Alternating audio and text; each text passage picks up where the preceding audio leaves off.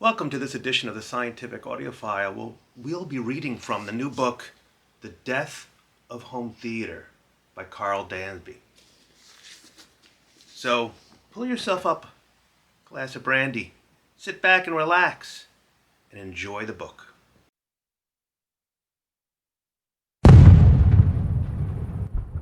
Chapter 1. The walls collapsed with a deafening thunder. Carl was almost thrown from his seat as the subwoofers rattled. Everything from the popcorn on his lap to the bolted steel bars anchoring his theater chair.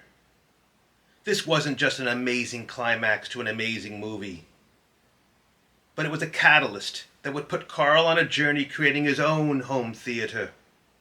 He needed to catch the magic created at this commercial theater. He wanted big, comfy chairs, big sound, and a big screen, and Carl wanted it all in his home. Oh wow, then Carl does a whole bunch of character development, boring. God, book sucks. Where are we? Carl likes cars, boring. Okay, back to the story after character development. Carl couldn't get into his house fast enough. He turned on his computer and logged onto YouTube. It was time to get help creating his own home theater, to create his own magic. He started watching all the big YouTubers. Certainly they have hundreds of thousands of subscribers because they're the best. So he quickly passed idiots like the Scientific Audiophile. It was Randy, John, and Andrew. These were the gurus who were going to get Carl into home theater nirvana. 3 months passed.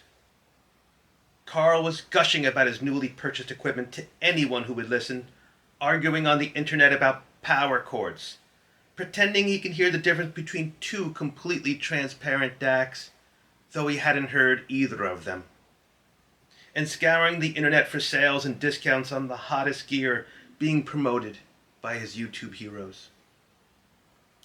Carl believed his knowledge of frequency response measurements put him ahead of his neighbors, but he hasn't heard about sound decay and lacks any understanding about the importance of the room, let alone understanding the importance of absorption. You see, Carl was given a smidgen of information about sound, just enough to give him confidence without any real value.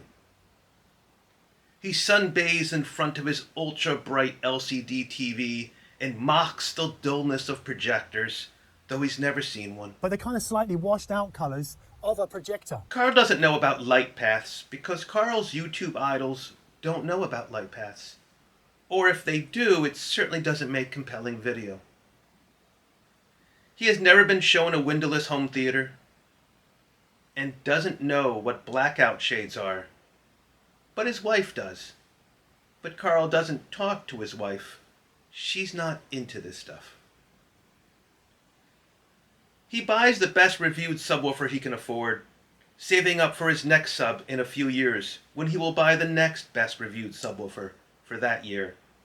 He doesn't realize how difficult it is to equalize frequencies below 200 Hz because he thinks matching his subs makes no difference than two completely different subwoofers. No, you don't have to match your subs at all. He buys a soundbar because of how dynamic they are and easy to set up. For a good 3.1 soundbar solution. It doesn't take Carl long to tire of this setup, so he is soon planning on some floor-standing speakers. But because he had no foresight and planned a conduit for ceiling speakers, his new floor-standing speakers will have to have Atmos up-firing capability. Carl doesn't know that even though he should ever plan on adding ceiling treatment, he will have to do so with the utmost care now, which he lacks. Carl's room is actually almost no different than when he began his journey. A couple new couches and new electronic equipment, but the room is basically untouched. He is unaware of sound traps, diffusion techniques, and wholly unaware of color schemes, should he choose not to go with a completely black room. He is forced to expose all his equipment because his LCD, like all TVs, aren't acoustically transparent and doesn't allow him to hide his equipment behind it. He exposes his equipment to show it off to his friends and family, which look back on him brightly as he tries to watch a movie. He hasn't even bothered with RF remotes, which he doesn't even know exist. Let's lower the light there. But why should he? He goes through equipment so fast, he'd spend his entire time reconfiguring one. His house uses forced air to heat and cool his theater room, but he didn't line the ducts with acoustic dampeners. Every time his heat or AC turns on, his suspension of disbelief is shattered as he is reminded he's in his own home. His YouTube heroes don't talk about HVAC treatment and low noise AC because they won't attract the views that pay them money. Far better to do a video on a new 2-channel amplifier without using a reference set of speakers. He doesn't bother building a riser for his second row guests to allow them a clear visual line to the screen, making his second row guests feel second tier. Carl loves deep bass, but he can't figure out why his room sounds so boomy without being tight. He hasn't been taught how to tame the bass beast that builds up in a room. He has no idea that his 14-foot wide room just happens to be the same length of an 80 hertz sound wave, exactly where his receiver is crossing over to his subwoofers. Carl knows his subwoofer is loudest placed in the room corner, but he has no idea that is most likely the worst location. Carl doesn't know that some room sizes are terrible for home theater, and that no amount of EQ, be it DRAC, YPAO, or any other room correction, can fix that terrible sound. Carl's room has no flair. He has so fallen in love with the pictures of the YouTube lifestylers that his room has become a reflection nightmare and soulless. He has no rugs, no curtains, no absorption.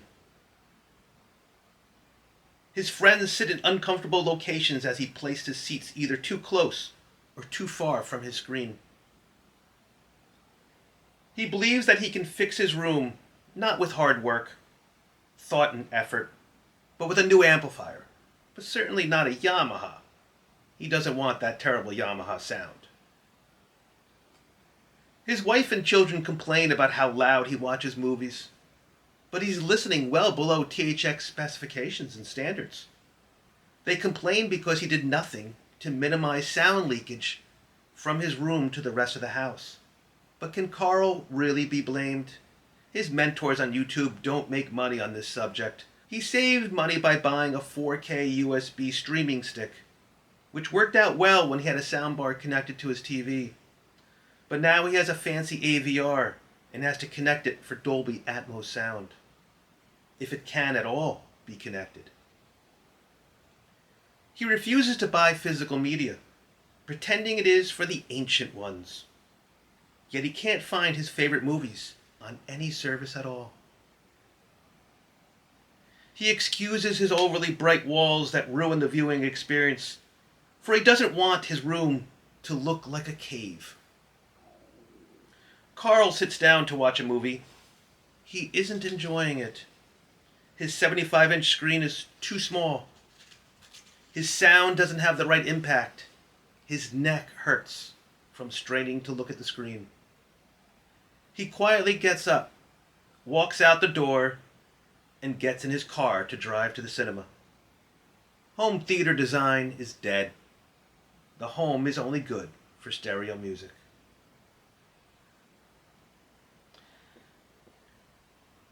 Prologue.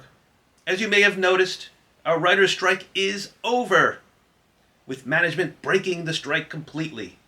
One of our astute subscribers, big shout out to Lukashenko Loves Putin, gave us the contact information of a man who was not only quite good at getting his way, but currently was looking for some work.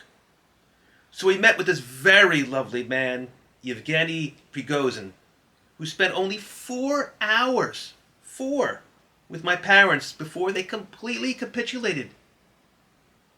He worked so fast I can barely recall the screams coming from my parents' room.